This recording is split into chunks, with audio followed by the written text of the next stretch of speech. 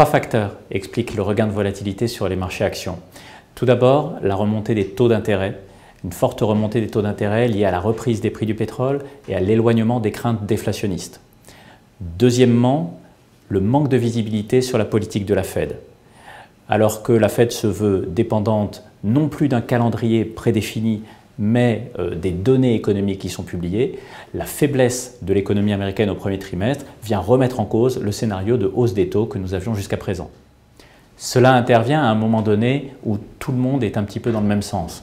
Le positionnement est extrêmement consensuel.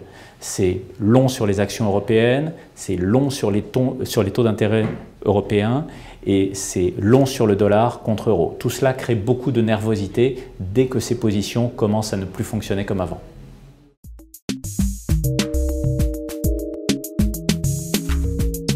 Cela peut durer tant que nous n'avons pas de visibilité sur la politique de la Fed, c'est-à-dire tant que nous n'avons pas de visibilité sur la croissance américaine. Si dans les jours à venir et dans les semaines à venir, on arrive à avoir la conviction que l'activité rebondit aux États-Unis, là la situation pourra se calmer. Sinon, on pourrait voir s'amplifier le mouvement de débouclement des positions extrêmement consensuelles qui ont été prises tout au long du premier trimestre.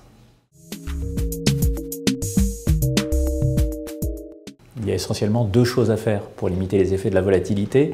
Tout d'abord, bien diversifier ses investissements et deuxièmement, privilégier les supports d'investissement flexibles dont l'exposition aux actifs risqués peut être ajustée au jour le jour par le gérant comme nous le faisons dans notre gamme de fonds diversifiés.